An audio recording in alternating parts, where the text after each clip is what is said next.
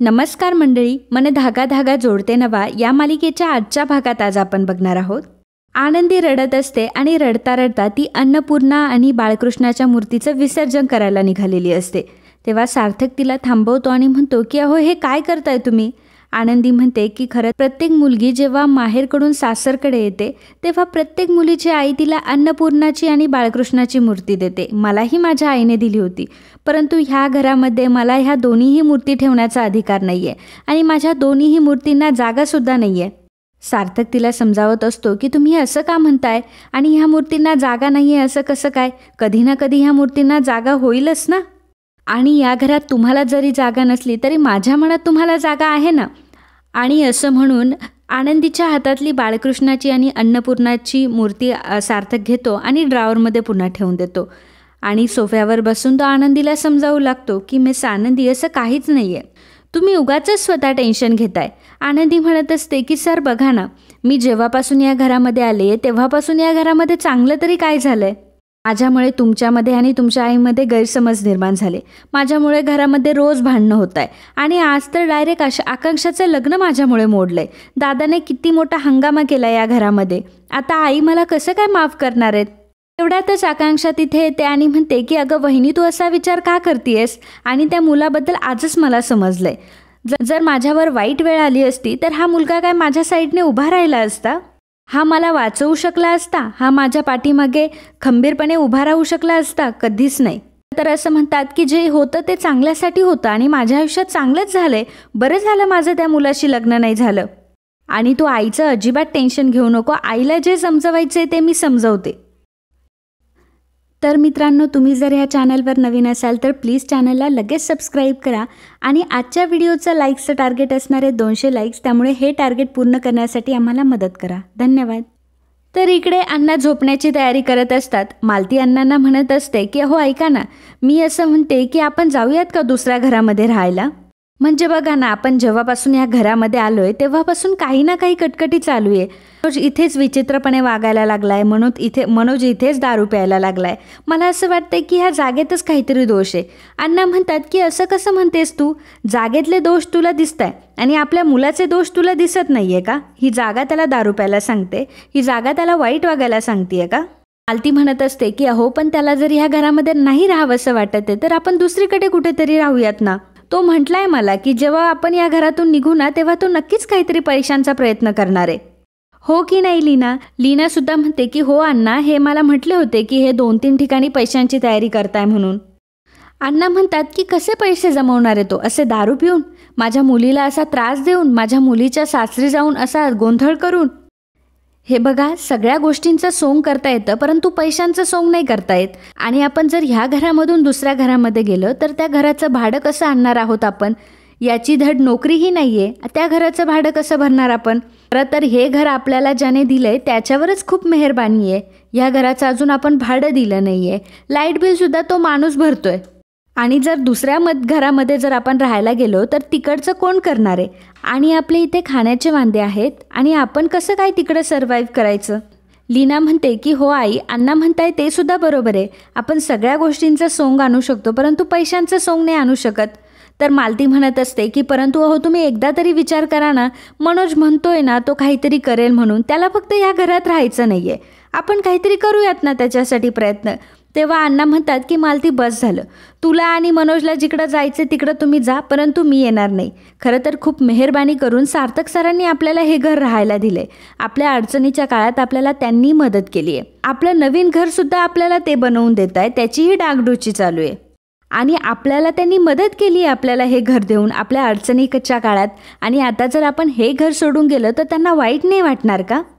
मग आपलासुद्धा माजोरडेपणा नसेल का की आपण जेव्हा गरज होती तोपर्यंत हे घर वापरलं आणि जेव्हा गरज संपली तेव्हा आपण या घरातून निघून गेलो. त्यांना देखील ह्या गोष्टीचं वाईट वाटेल ना. आणि तुम्हाला जायचं असेल तर जा. मनोजला म्हणावं तुला जिकडे राहायला जायचे तिकडे, परंतु मी या घरातच राहणार आणि मी या घरातून कुठेच हलणार नाही. अण्णांनी मालतीला असं ठामपणे सांगितलेलं असतं, त्यामुळे मालतीसुद्धा काही बोलू शकत नसते. तर इकडे शलाका वृंदाला म्हणत असते की अगं आई, आकांक्षाचं लग्न मोडलं पण इतकं चांगलं स्थळ लागलं होतं हाताला, तेही गेलं. वृंदा म्हणते की जाऊ दे ना, जे झालंय ते चांगलेच झाले. तसंही उद्या आकांक्षाचं एवढं श्रीमंत घरामध्ये लग्न झालं असतं तर ती आपल्याला डोईजड झाली असती. का म्हणते की हो बरोबर आहे तुझं, नाहीतर ती मला म्हटली असती की बघ तुझा नवरा काय कमवतो, घर जावईच आहे, माझा नवरा किती श्रीमंत आहे. हे केदार ऐकतो. केदार म्हणतो की अगं शलाका काय बोलतीयस तू हे. तेव्हा शलाका म्हणते की काय नाही रे, बरोबर बोलते आणि तू एवढं टेन्शन घेऊ नको. तर त्या दोघांमध्ये भांडणं होतात. वृंदा त्या दोघांनाही शांत करते. वृंदा म्हणते की आजचा दिवस खरं तर आपण साजरा करायला पाहिजे, कारण आज एका दगडात 2 पक्षी मारले गेले. पहिली गोष्ट म्हणजे एवढं श्रीमंत स्थळ आपल्या हातातून गेलं आणि दुसरी गोष्ट म्हणजे या सगळ्या गोष्टीचं खापर त्या आनंदीवर फुटलं. तर केदार वृंदाला म्हणतो की मी तुम्हाला एक दाखवतो. आणि सुधाने जेव्हा आनंदीच्या कानाखाली मारलेली असते तो व्हिडिओ केदारने काढून घेतलेला असतो आणि ती व्हिडिओ क्लिप तो वृंदाला दाखवत असतो. वृंदा म्हणत असते की आता याचं काय करणार आहे मी, हा शो काय मला टेलिकास्ट करायचा आहे, आता याचं काय करणार आहोत आपण. केदार म्हणतो की अहो सासूबाई, तुम्ही जरा जावयावर थोडा तरी विश्वास ठेवा. केदार लगेचच एक पेपरमधली बातमी वृंदाला वाचून दाखवतो की नाशिकमध्ये एका सुनेवर एका सासूने अत्याचार केलाय आणि तिला जेलमध्ये टाकलंय. केदार वृंदाला सांगत असतो की आपल्या घरी सुद्धा काय झालंय, आपल्या घरी सुद्धा हेच झालंय की सासूने सुनेवर अत्याचार केलेत. आणि अत्याचार कसा केलाय, आनंदीच्या थोबाडेत मारून. म्हणजे काळं कोणाच्या तोंडाला फासलं जाणार, सुधा काकूच्या. ही गोष्ट ऐकल्यावर शलाका आणि वृंदा दोघीही खूपच खुश होतात. तर वृंदाला आणि शलाकाला केदारचा हा प्लॅन खूपच आवडलेला असतो. तर वृंदा म्हणते की हे सगळं खरं आहे, परंतु हे सगळं होणार कसं. केदार म्हणतो की तुम्ही त्याची अजिबात काळजी करू नका, ते सर्व काही मी बघून घेईल. तर 2 ड्रायव्हर बोलत असतात की खरंच आकांक्षाताईंचं लग्न तुटलं म्हणून सार्थक सरांना किती वाईट वाटलं.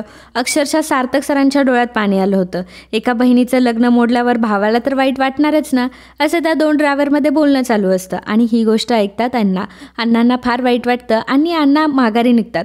अण्णा तसेच माघारी निघालेले असतात तेवढ्या सार्थकची गाडी येते आणि सार्थक अण्णांना बघतो. सार्थक अण्णांना थांबवतो आणि म्हणतो की तुम्ही इथे काय करताय. अण्णा म्हणतात की सार्थक सर मला माफ करावं, खरं तर माझ्यामुळे आकांक्षाताईंचं लग्न तुटलं आणि एका मुलीचं लग्न तुटल्यावर त्याची काय पीडा असते ना हे मला विचारा, मला चांगलंच माहिती आहे आणि हे सगळं माझ्यामुळे झालंय, प्लीज माझ्या मुलाला माफ करा.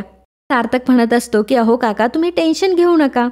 तर इकडे आनंदी तिचे डिझाईन बनवत बसलेले असते. त्याचवेळी केदार तिथे येतो. केदार आनंदीला म्हणतो की अगं आनंदी तुझा फोन स्विच ऑफ आहे का, रेश्मा तुला केव्हाचा कॉल करतीये. आनंदी म्हणते की मला कॉल करते, मला तर काही कॉल आला नाही. केदार म्हणतो की थांब 1 मिनटं, मीच तुझं बोलणं करून देतो. आणि मग केदार रेश्माला कॉल करतो. तर रेश्मालाही माहीत नसतं की केदार काय बोलतोय ते. अगं तुला आनंदीसोबत काहीतरी महत्त्वाचं बोलायचं होतं ना, तुला आठवलं का, तुला आनंदीसोबत महत्त्वाचं बोलायचं होतं. तर रेश्मा म्हणते की हो. रेश्माला समजलेलं असतं की केदार काहीतरी खेळी खेळतोय, त्यामुळे रेश्मासुद्धा म्हणते की हो जरा आनंदीकडे फोन दे. त्याचवेळी केदार मुद्दामच फोन स्विच ऑफ करतो आणि आनंदीला सांगतो की अगं बॅटरीच संपली, तू एक काम करते का, मला तुझा फोन देते का. मी एक काम करतो, मी रेश्मासोबत त्याच फोनवरून बोलतो. आनंदीचा फोन तो हातामध्ये घेतो आणि मुद्दामच त्याला खोकला आल्याचं नाटक करतो. मोठमोठ्याने खोकायला लागतो आणि आनंदीला म्हणतो की जरा पाणी घेऊन येतेस का माझ्यासाठी.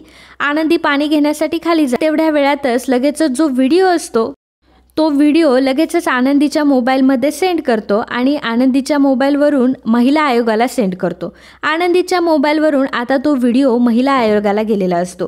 केदारने त्याचं काम फत्ते केलेलं असतं आणि तेवढ्यातच आनंदी तिथे येते. आनंदी केदारला पाणी देते. तेवढ्यातच रेश्माचाही कॉल येतो. तर रेश्मा आनंदीला म्हणते की काय ग आनंदी, झाले का तुझे डिझाईन्स कंप्लीट. तेव्हा आनंदी म्हणते की हो मॅडम मी करतीये. तर केदार आता तिथून निघून आलेला असतो. तर रेश्माला कळत नसतं की हे सगळं या दोघांचं काय चाललंय. रेश्मा केदारला पुन्हा कॉल करते आणि विचारते की काय रे केदार, काय चाललंय तुझं नेमकं. केदार म्हणतो की हे बघ तू मला आता काही विचारू नको, परंतु मी तुला एक सांगतो की आनंदी आता आपल्या विळख्यात बरोबर सापडली आहे आणि आनंदी आता जाम फसणार आहे. त्यामुळे रेश्मालाही खूप आनंद होतो. तर इकडे अण्णा हे सार्थकच्या गाडीमध्ये बसलेले असतात. अण्णा रडत असतात आणि म्हणत असतात की सार्थक सर, खरं तर तुमच्या पुढे मान उंचवण्याची सुद्धा हिंमत होत नाहीये. माझ्या मुलाने जे काही केलंय ते खरंच खूप चुकीचं केलंय, त्यासाठी मी तुमची किती माफी मागू. सार्थक त्यांना म्हणत असतो की अहो तुम्हाला माफी मागायची काहीच गरज नाहीये आणि खरं तर मनोजदादांचं काही चुकलं नाहीये, मला त्यांच्याबद्दल काळजी वाटते. अण्णा म्हणतात की तुम्हाला खरं सांगू का, माझा मुलगा खरंच खूप स्वाभिमानी आहे, त्याला कोणाची मदत घ्यायला नाही आवडत. आणि आनंदीने रेश्मा मॅडमच्या हातून मनोजला पैसे पाठवले, त्यामुळे मनोजला राग आलाय. त्याला असं वाटतंय की आनंदीने त्याला हिणवलंय की त्याच्याकडे पैसे नाहीये. खरं तर या गोष्टीचा काहीच अर्थ नाहीये.